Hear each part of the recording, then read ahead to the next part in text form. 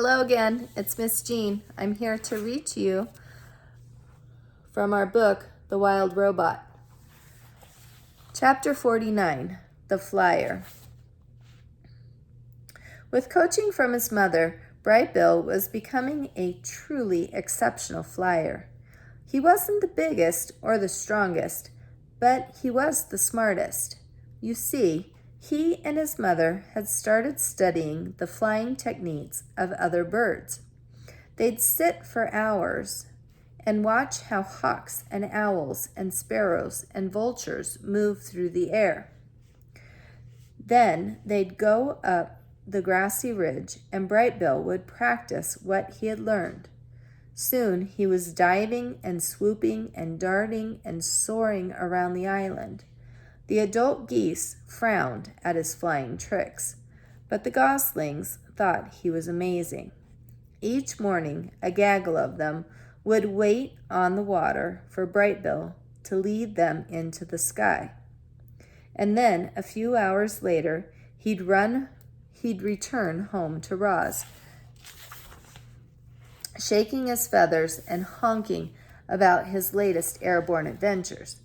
"Mama, the other goslings didn't know that warm air rises, so I found an updraft and we spent the afternoon circling around and hardly flapping our wings at all.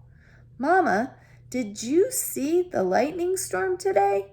We knew there was trouble when the wind started blowing from the north, so we flew down to some shrubs and waited for the storm to pass.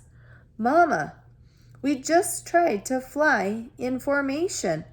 We all took turns at the point, but everyone liked following me best, so I led them most of the time." Chapter 50, The Button. Bright Bill was thinking about the small button on the back of his mother's head. His mother was thinking about it too.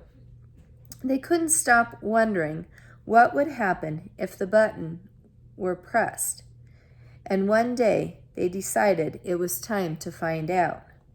Roz sat on the floor of the nest. Her son nervously stood on a stone behind her. "I am ready when you are," said the robot. "Okay," said the gosling. "Here we go." Bright Bill took a deep breath.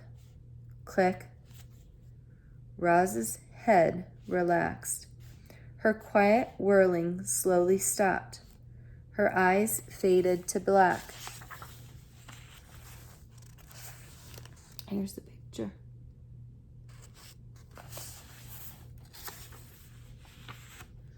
"Mama, can you hear me?"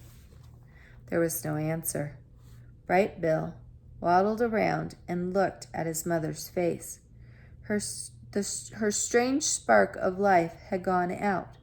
The gosling had never felt more alone. He was ready to switch her back on. But what if she didn't wake up? What if she woke up different?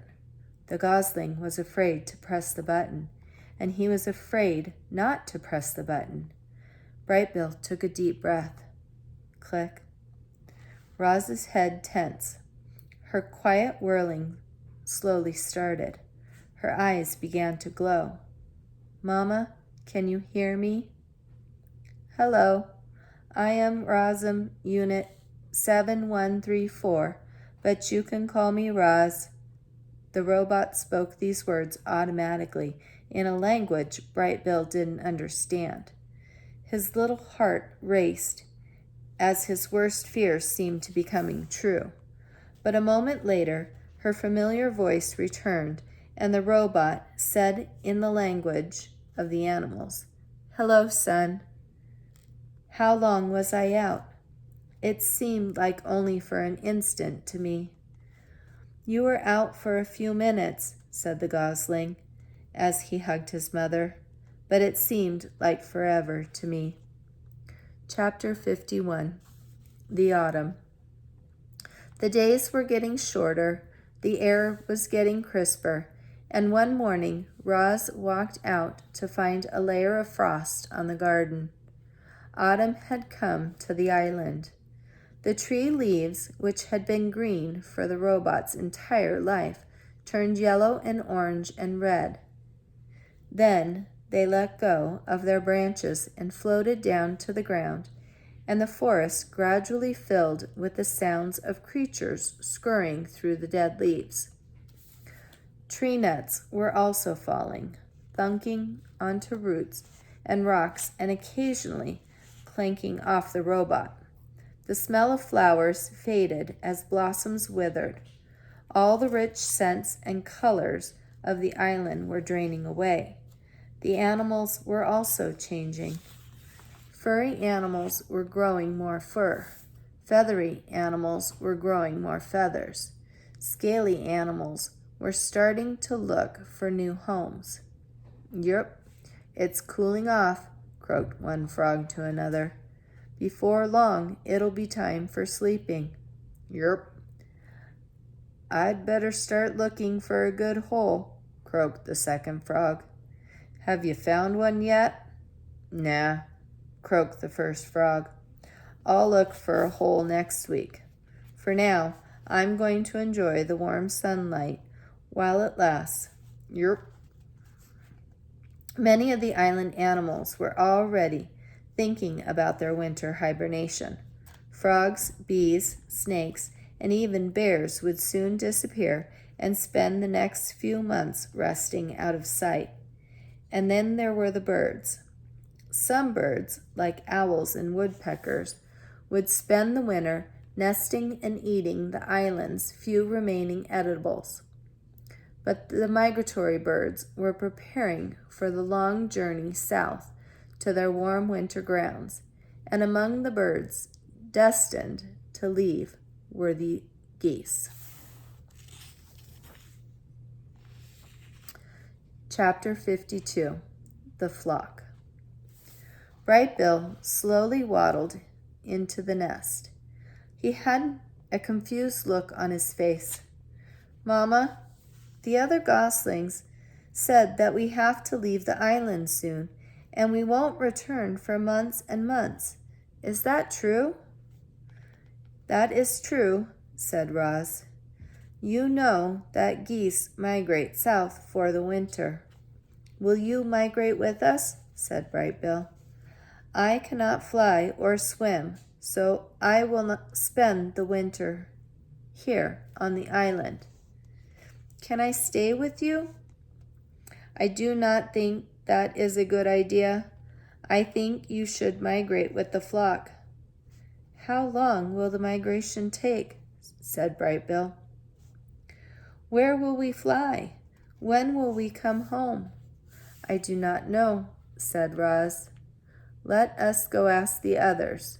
And so the robot and the gosling walked around the pond to where Loudwing and her friends were chatting.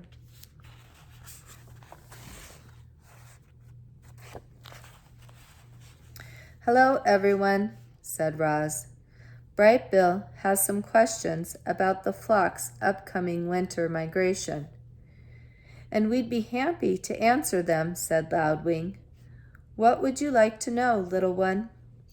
"How long will the migration take?" said Bright Bill. "Where will we fly? When will we come home?" "It'll take us a couple of weeks to fly south," said Loudwing, "depending on the weather.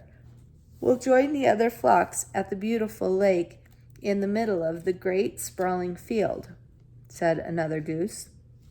"And we'll come back to the island after 4 or 5 months," said someone else, "depending on the weather." As they walked back to the nest, Bright Bill said to his mother, "Lately, I've been feeling this strong urge to fly, not just around the pond or the island, but to go on a long flight, a journey." "Those are your instincts," said the robot. "All animals have instincts. They help you survive."